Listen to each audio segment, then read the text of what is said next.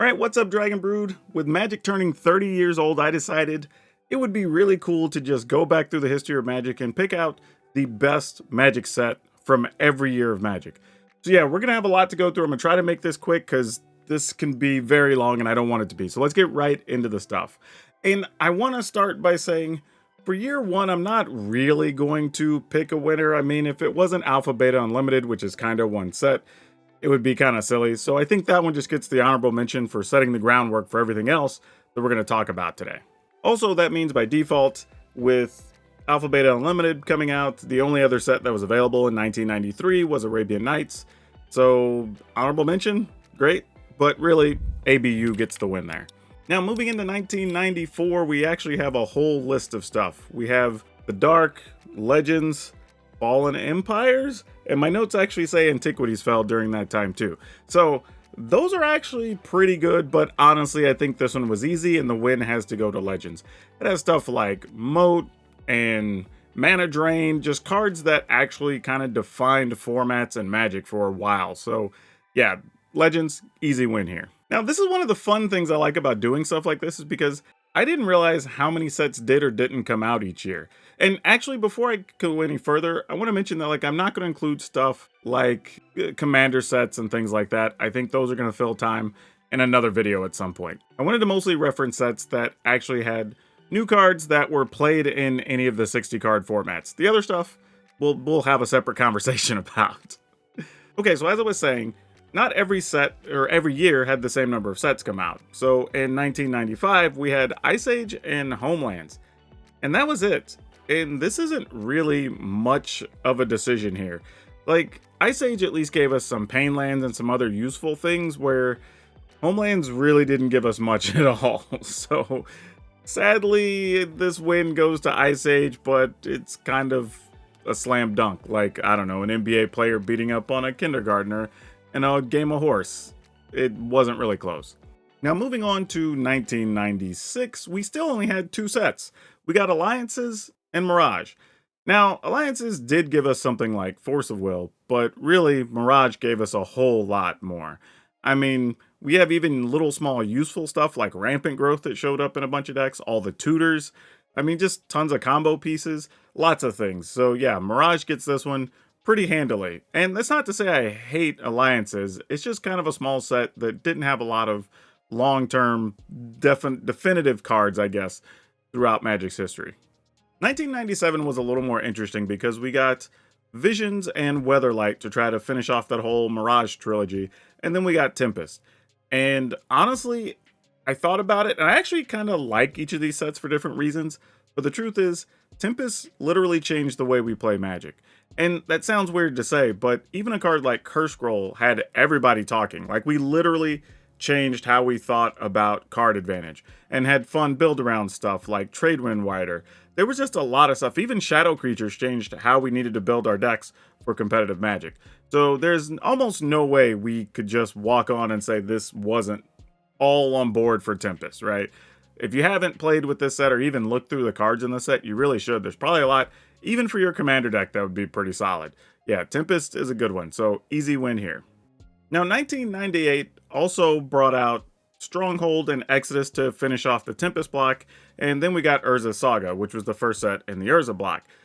The thing here, though, is Urza Saga, as much as, again, I like those other two expansions, Urza Saga just runs away with this one. I mean, honestly, this set led to a bunch of stuff getting banned. And on top of that, it still had stuff like Show and Tell and Sneak Attack and Gaia's Cradle and Tolarian Academy. I mean, this set is deep for cards that are still playable today, and even some that are even in competitive decks in older formats. Now, 1999, this is where things get kind of interesting, because we finish off the Urza block with Urza's Legacy and Urza's Destiny, and then we move into Mercadian Masques. And sadly, Mercadian Masques kind of ended up being a bit of a reset because the Urza block was so strong and just warping for competitive Magic. And this led to a set that was historically seen as kind of underpowered, but it does mean that the two Urza's expansions were both very good. And this was almost a toss-up, but I decided to give this to Urza's Legacy, which I believe also makes this the first smaller expansion that I've given it to that wasn't like the lead set in a trilogy. So congratulations to Urza's Legacy. But honestly, this had a bunch. Now, admittedly, still had cards that got banned because, like, Memory Jar, that didn't last very long. But we also have stuff like Grim Monolith in this set that are super popular, and things like Defense Grid, which was a sideboard all-star for a long time, and even Mother of Runes showed up in a lot of competitive decks. So there's a lot of cards in this set that you probably forgot came from this set, since some of them have been reprinted since.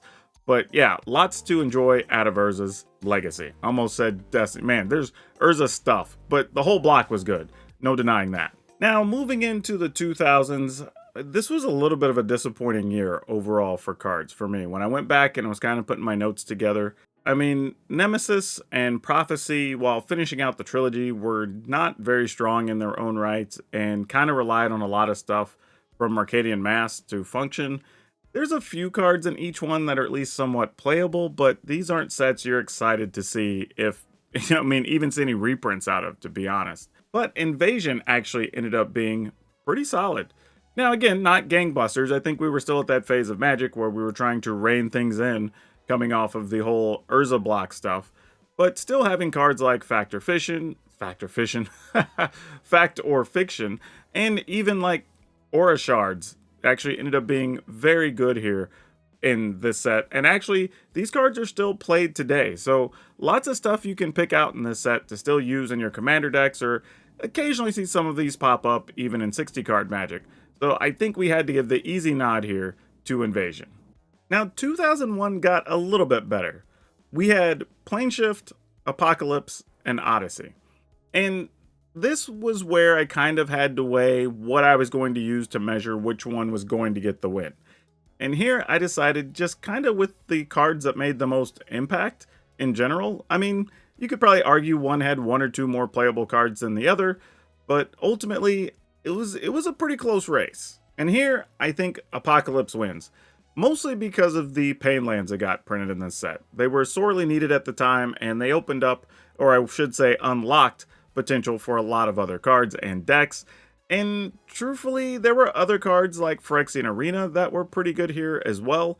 So it's kind of hard to argue here that this wasn't the best set of 2001. That brings us into 2002. And Torment and Judgment also had that issue I think we started to see. Now that I'm going through this, I kind of see why we got away from doing block format so much, is while I think we reminisce on it and kind of romanticize it a little bit, some of these smaller expansions were not great, y'all. And I think that's kind of the case here. It feels like Onslaught sort of got a walk here, but I also want to say it's largely because of the fetch lands. These still hold value today. They're in practice, well, they're played in every format where they're legal. And yeah, they always have trade value. They sell high. They make for good reprints. Like, those alone are going to carry this set. But it wasn't like those were the only cards in there. I mean, there was stuff that became good later for a commander like Grand Coliseum and even Insurrection. So lots to be had in this set still to this day. All right, I have to admit, 2003 was actually a little closer than I thought. It does have Legions, which was all creatures in that set. And then Scourge, which I sort of hold a personal grudge in because, like, I had so many customers at the time coming and asking for Scourge packs, which that got old real fast. But really, I think Mirrodin takes the cake on this one. And for a lot of reasons. Mostly because the artifacts in the set were all pretty spectacular, at least the higher end ones. And we're talking about things like Lightning Greaves, which obviously if you play any commander, those are a staple. You're talking about Chrome Mox, stuff like that that can give you the fast mana. And even Chalice of the Void, which has become a sideboard all-star in older formats. Even a few decks that main deck it, and this set was 20 years ago. All right, I'm going to have to read from my notes on this one because apparently when I was writing this down, I made a very big deal to myself about this being a very hard year to judge. And this is saying something because we had Darksteel and Fifth Dawn finishing out the Mirrodin block, but then we also had Champions of Kamigawa, which was a large set starting the next block. And Champions of Kamigawa was actually kind of both overrated and underrated depending on who you talk to, so that's kind of interesting. But Darksteel had a lot of really good cards in it in hindsight, even stuff that people still pay a lot for today. So I almost wanted to give it the nudge, but then I came around to saying, nope, I think Champions of Kamigawa still wins this one. And it was close, but I had to go to the one that just had more cards that were available and playable, and that just happened to be Champions. But yeah, no knock on Darksteel. This was probably the closest one so far. And if somebody wanted to argue in the comments, I wouldn't hate you for it. Speaking of which, you should let me know in which years you disagree in the comments. Like, because I'm sure some of you like some of these sets way more than I did. But yeah, Champions wins this one. And honestly, it's on the back of like Sensei's Divining Top, Kiki Jiki, you know, just powerful over-the-top cards that were format defining for a while, and to a point some even got banned and changed the way we play Magic. So yeah, you got to give credit where it's due. 2005, fortunately, was significantly easier. We came into the other two Champions block sets, so we got Saviors and Betrayers of Kamigawa, and then we got Ravnica City of Guilds. And if there was any way ever you thought that Ravnica was not going to be the best set in the year it released, you probably haven't been playing Magic that long. I mean, seriously, it had so much stuff in this set. I mean, it introduced us into the color pairs and gave different names to everything. It's had amazing... Oh, the Shocklands alone were all very good and obviously still staples of Magic today. It had Doubling Season and... Dark Confidant was in there. Like, just so many cards were in this set. Like, yeah, this was a slam dunk. This was probably one of the easier ones we're gonna have for all of these. All right, so now for these next few, I'm gonna have to read from notes because, like I said, I have a lot of stuff here. But in 2006, it looks like we have Guildpact, Dissension, Coldsnap, and Time Spiral. So we got 4 sets. Now, I also want to point out that during this time, we were getting core sets as well. I excluded the core sets because they were mostly reprints and I didn't think that they would even be worth mentioning for the most part. But this is the first year where we got 4 expansion sets that were all standard legal. And honestly, there was a lot here. And Time Spiral kind of made a little bit of a fight here because the lands in that set turned out to be very good if you go back and look at those. And the slivers always carry a lot of weight. There's a bunch of extra value to be had, even between some of the commons and uncommons. But ultimately, I went with Guildpact. And that's saying something, because that means we went from Guilds of Ravnica to Guildpact, which obviously at the time made for a very, very powerful standard. But yeah, the ley lines, more Shocklands, more Signets. It just filled out all the colors. There's a bunch from the set that people still like playing in their commander decks. There's fan favorite characters that got previewed or actually debuted in that set. So yeah, just lots of cool stuff here from Ravnica as a whole. So while it was close, I think Guildpact gets the win. Now, interesting, 2007 went back to having 3 sets. So we had Planar Chaos, Future Sight, and Lorwyn. And this is one where I think casually you might think that Lorwyn was my selection for this year. And that's totally fair, considering that's where we got Planeswalkers for the first time, which arguably one of the most important, I guess, card types to ever be introduced to the game. And that's a fair argument. I almost went that way, but I decided to go with Future Sight. And my list here says mostly because while Lorwyn had the commands and the planeswalkers, Future Sight still gave us the different packs, the lands, Tarmogoyf, which dominated so much Magic for years. We had stuff like Sliver Legion, Coalition Relic for a long time was a commander staple. So lots of good stuff came out of this set. And it was probably even easier to get your hands on it because, or in the cards you want, because the set was smaller. So yeah, I'm kind of on board. But again, this is one where, let me know in the comments. If you're a Lorwyn fan, I totally understand if you thought Lorwyn was going to be the pick here. But I don't know. It was damn close. But I ended up just siding with Future Sight. 2008, we're back to 4 sets. We have Morningtide, Shadowmoor, Eventide, and then we start a new block with Shards of Alara.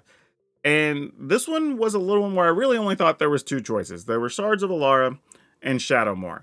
While I enjoyed the other sets, and I don't know, maybe I had some nostalgia attached to them playing them, they were kind of fun, but ultimately, I think the winner had to be Shards of Alara. Mostly because the planeswalkers in the set were all pretty good at the time.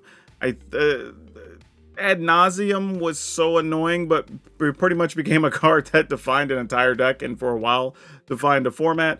And we have to even say the ultimatums led to one of the best all-time top decks in Pro Tour Magic history. So yeah, Shards of Alara gets the nod here. However, I'm not going to say this was a runaway. I think if you liked any of these sets, you could probably make an argument for each one of them for this year. 2009 had Conflux, Alara Reborn, and Zendikar. And honestly, this one didn't even feel close. Zendikar gets to lean on the fact that it introduced the other fetch lands, so ta-da, that's going to carry a lot of weight. But also, Zendikar as a plane was really nice. It brought in a whole different flavor. We started to flesh out some of the characters and the stories more. So there was just a lot going on with this set that I think a lot of people have some positive memories attached to. Also, let's not forget that we actually had a really cool promotion at the time where you could open up some super rare cards out of Zendikar, so yeah, that was a big thing too. So yeah, lots of stuff going on with the set that kind of made it a slam dunk set of that year. Wow, 2010 actually turned out to be pretty packed in my notes too. I'm looking here at Worldwake, Rise of the Eldrazi, and Scars of Mirrodin, which is weird because in my head I actually forgot Scars of Mirrodin was the title of the first set in that new block. But you know, you get reminded of things when you do the research. But as it turns out, while this was very close, I ended up going with Scars of Mirrodin. And honestly, I think it was just because there's cards here that both kind of defined formats to an extent, or were at least key pieces of big decks in the format, and cards that we still play with today in Commander. So I felt like that made it matter a little bit more, because we're talking about stuff like Wormcoil Engine, which was decent then and is probably even better now because of the way a lot of people play Magic. We also had Mindslaver, which was pretty much a tournament defining card for a while. So like lots of stuff in that range that really made me give the nod to that set. 2011. My notes say, this is where we get blown up in the comments. Awesome. Okay, so, and I remember exactly what comes after this, so here we go, y'all. So we have Mirrodin Besiege, New Phyrexia, and Innistrad. And I know people love Innistrad. It's the whole gothic horror thing, you know, werewolves, vampires, like, I get it. But I went with New Phyrexia. I know some of y'all are going to hate that decision, and I don't blame you at all. I actually was kind of digging at least the different flavor to Innistrad, and to be honest, I like playing werewolf decks, so I think my heart wanted to go that way. But once I started looking at it, like, New Phyrexia, my notes here say we have the Praetors, we have Phyrexian Obliterator, we got Karn for the first time as a Planeswalker, we had Birthing Pod, which ended up getting banned. I mean, if you go back through the set, it's for real, like, 20 to 25 cards deep before you have to start, like, struggling to find cards that people played then and or still play now. So for a small set to have that many playable cards was actually pretty impressive. So yeah, I kind of had to give the nod to New Phyrexia, but I kind of get it if y'all are Innistrad fans and think that should have been the winner. All right, so where 2011 was kind of controversial, 2012 is actually pretty easy. I'm looking at I have so many notes, y'all. I have no idea. Like, this took so much work. But Dark Ascension, Avacyn Restored, Return to Ravnica. I mean, Ravnica's gonna win here, right? The shock lands are just too much. But even then, this set actually had some cool other cards, like Deathrite Shaman was in there. I think Abrupt Decay, Rest in Peace. Just like so many good cards that were tournament viable, and we still play with them today, well, where we can. I mean, Deathrite Shaman got banned in some formats. But overall, this set, very powerful, lots of playable stuff. Like, it started out a new block. It was huge for people to get to visit this again, like, I don't know, like 6 years later from the other set. Like, just so much to be happy about here. Like, it was easy to pick the winner for 2012. Also, sadly, easy to pick the winner for 2013. Because for as good as Return to Ravnica was, Guildpact and Dragon's Maze really didn't bring a lot to the table. Now, don't get me wrong, getting the extra shock lands and things like that were nice. But once you kind of get beyond that, you're a little slim, unless you just actually wanted certain cards in your deck to fit whatever guild you were a fan of. So that kind of went beyond those two sets. We have Theros, and Theros was the winner. But to be fair, Theros in my notes here, we have gods. Oh, we also have stuff like the temples. That's the first time those get introduced, so we got some scrying lands, which were pretty nice. There was also Thoughtseize, Nykthos, which is dominating several formats right now. So lots of little things in the set that, if you go back through, end up being surprisingly good that you might have overlooked the first time, but still happen to show up in decks here or there. Especially if you're playing anything that cares about enchantments, the Theros block of cards is actually very good. Oh man, this is another one where I probably get blown up. My notes here in 2014 say people are gonna hate us for just being down on the sets this year, so apologies in advance. But I have Born of the Gods, Journey into Nyx, and Khans of Tarkir. And I know people are gonna say, how do you say Khans of Tarkir was a down year? But honestly, when I went through, it's like, okay, there's some dragons and those are cool, and I do like the planeswalkers, but none of them were really truly like crazy exciting. And I don't see a ton of those cards today in any format for the most part. However, it does have the fetch lands, and that goes a long way, right? So the fetch lands get you some credit. You also had stuff like Hardened Scales, which defines an entire deck and is popular with all the +1/+1 stuff that's been printed over the last 3 or 4 years. Also, stuff like Dig Through Time and Treasure Cruise were pretty much debatable topics for months after they came out, just because of Dredge and getting to do all kinds of crazy stuff and play the spells cheap, and just lots of stuff going on with those. So, I mean, the fact that you had that many cards that you can talk about, at least, even if you cut the fetch lands, I think still made Khans of Tarkir the winner for this year. But it wasn't as like, I mean, I guess everybody would look at these and pick Khans of Tarkir, but it wasn't as much of a runaway as it feels like on paper. All right, so 2015 kind of continues the stuff from Khans of Tarkir, and at least Khans of Tarkir gave you some things to hold on to. I felt like Fate Reforged and Dragons of Tarkir really didn't give us a lot. Now, don't get me wrong, there's some fun stuff for Commander that does appear in these sets, so I'm not going to say they're trash. But when we have Battle for Zendikar, which, by the way, Battle for Zendikar was kind of just only a half step above these other sets, but we were able to open Expeditions, and that carried a lot of weight for that set, and gave us a whole new level of collectibles for like the next year or whatever of sets they printed. So yeah, we kind of got to give the nod to Battle for Zendikar, which, congrats for Zendikar, both of your core sets actually got the win. So yeah, and I'm sure there's lots of Zendikar fans out there, so that's an extra bonus. Oh man, 2016, I think there's several of these where now I'm just like drawing the ire, and I'm not just trolling y'all, I promise. But Oath of the Gatewatch, Shadow over Innistrad, Eldritch Moon. I did not think this was a great year for Magic. I remember playing through it. I think even at the time I was working at Wizards for a bit, and honestly, Oath of the Gatewatch was real weak. And honestly, it was so weak, we didn't even care to draft it all that much while I was there. Like, and that was a thing we did like once or twice a week. So yeah, it just was an underwhelming set as a whole. And Shadows over Innistrad was actually okay, but I think it was a combination of introducing all the Eldritch horror stuff and kind of getting away from so many of the vampires and werewolves that everybody liked that kind of made it not as appealing to as many players. And we kind of carried that over into Eldritch Moon and just kind of completed the story. But I will say Eldritch Moon at least gave us cards that did make tournament impacts at the time, and some even led to Pro Tour winning decks. When you're talking about stuff like Crypt Breaker, the Liliana that's out of that set, and Emrakul, though a lot of players hated having their turn stolen, it was a pretty important card. So yeah, Eldritch Moon, surprisingly, got the win over Shadows over Innistrad.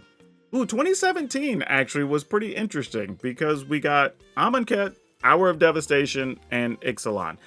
And this was a tough one for me because I don't think that long-term as many cards mattered from Amonkhet and Hour of Devastation, but a lot of those cards were actually really good at the time in Standard. So that kind of, again, came me back to like, how am I going to measure this? And at the end of the day, I looked at the cards in Ixalan and said, you know, a lot of these were good in Standard at the time, but also still sought after today. And, you know, there's stuff like all the flip cards like Growing Rights of Itlimoc and Search for Azcanta that are still very good and very playable today. There's a lot of random cards for like dinosaurs and things like that out of that set. I think pirates that you didn't necessarily have before that kind of spawned whole new deck types. So there's so many things in this set that I kind of had to say, yeah, Ixalan wins. I mean, I like casting Carnage Tyrants as much as the next guy, so what am I supposed to do? Alright, 2018 gets to be a little less exciting because, well, Rivals of Ixalan, we're trying to finish out that. We had Dominaria, which was cool because we got a set for the first time, well, first time in a long time, focused on just Dominaria. And then we had another Ravnica set with Guilds of Ravnica. And yeah, Ravnica gets another win here. But, I mean, to be fair, again, you're talking about Shocklands, and that's kind of hard to overcome. But it also had stuff like Chromatic Lantern that ended up being a thing that Commander players really wanted and needed. And then even cards like Arclight Phoenix. Geez, why can I not talk? I guess it's been a long video. But Arc-like Phoenix actually became a card that defined an entire deck type and still gets played today in those decks. So yeah, another easy win for Ravnica, I guess. Oh yeah, so 2019, I just glanced at my notes again. This is a tough one because we have Ravnica Allegiance, War of the Spark, which, by the way, War of the Spark still had one of the coolest trailers. If you haven't seen it, go look that up for the set. It's really, really neat. If you're a new player that didn't start playing until after the pandemic, you need to go look it up. It's actually super sweet. But then we had Throne of Eldraine. And then this tells you how insane Throne of Eldraine is because we're comparing it also to Modern Horizons 1 that released that year. Think about this. Anybody who plays Modern or older formats will tell you that Modern Horizons introduced a lot of cards that were practically format warping in just every way, right? And we're still looking at Throne of Eldraine and saying, man, this set was really good and it could have still been the best set of the year.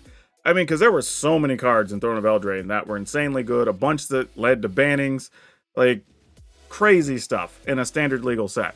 But I don't think there's any way I can not give the win to Modern Horizons 1 here. Like, these cards in the set are just going to be valuable for a long time. They're dominating formats still. Some of the decks ended up being built around cards from the set. But man, it is crazy how close it was in my judging because Throne of Eldraine was crazy good. It really was. But Modern Horizons 1, thumbs up to you. Or down to you. I guess it just depends on your opinion of the format. The good news is, it wasn't nearly as competitive for 2020, but it still wasn't bad. I kind of like these sort of videos and projects because I got to reminisce and realize we had some good Magic cards printed between 2019 and 2021. But in 2020, we have Theros Beyond Death, we have Ikoria Lair of the Behemoths, and Zendikar Rising. And my vote here went to Ikoria Lair of the Behemoths. And that's a little bit surprising because I wasn't sure I was going to go that way when I first saw the sets that were released that year. But then the more I thought about it, it gave us the Triomes, which are still very valuable, and people want those in every format practically where they're legal, mostly because you can search for them with the fetch lands. But it also gave us stuff like Companions, which kind of changed the whole conversation of how we should value different cards and how much is a 8th card worth in your hand. And even now, there's still decks built around those. So the fact that they almost became, well, for sure, were standard warping and became important parts of older formats, kind of have to give the nod to Ikoria. Like, this is a set that I think we kind of lightly glossed over, partly because of the pandemic, but the set is actually going to have an impact on Magic for several years to come. So yeah, this one really deserves it. Oh, 2021 gets to be a little bit of a mess here because we have a lot of sets. So we had Kaldheim, Strixhaven, Adventures in Forgotten Realms. Then we had that end of year kind of split thing where we had Innistrad Midnight Hunt and Innistrad Crimson Vow. And somewhere along the way in the middle, we had Modern Horizons 2.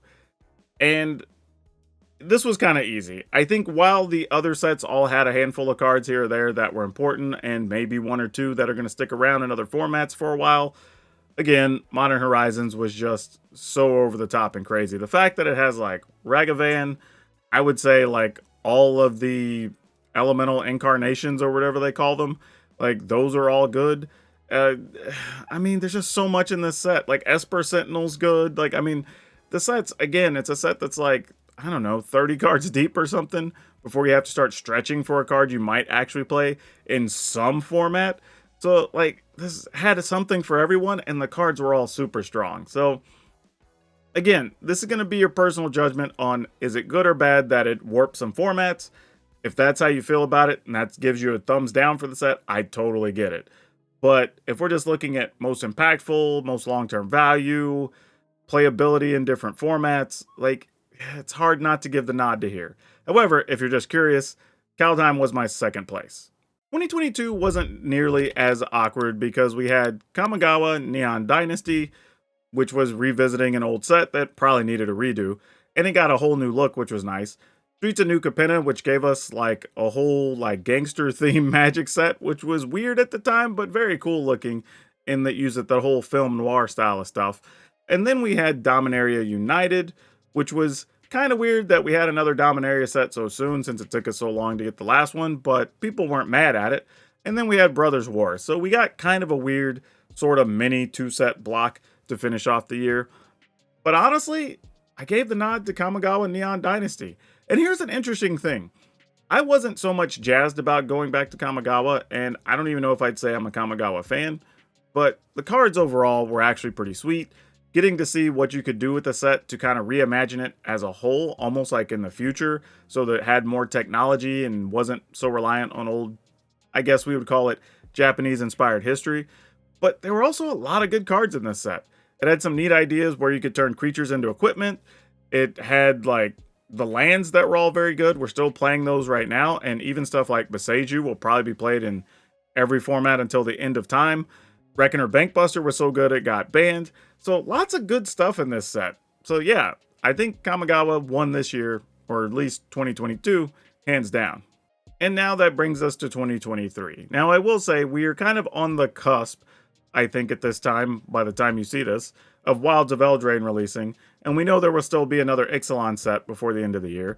But so far we've had All Will Be One, and March of the Machines, and Lord of the Rings. And honestly, Lord of the Rings is just so good. This is going to end up having so many cards that are going to be sought after for Commander players for a long time. It's going to have cards that define 60 card set formats for a while. Like, the One Ring has been already insane. The Orcish Bowmasters are showing up in every old format. Like, Delighted Halfling is finding its way into tons of Commander decks. Like, so much to enjoy out of the set. So many singles are going to be worth money down the road. Like, this also kind of put us in the conversations of what do we do with this set in the future, because a lot of these cards that are named items likely can't be reprinted easily. So I don't know even what that's going to do for the secondary market, but this set is standing, or at least looks like it's going to be positioned to have some very long-term value to go with its very good playability. All right, so here's the thing. What I need to know is, do you like these style of videos? Like, do you want this kind of history retrospective? Do you want top 10 rankings? Honestly, what did you like or dislike? Do you think I'm crazy? Do you have favorites that I didn't pick? I think there's a lot to discuss here, and that'll help me make the right videos for you. So let me know down below.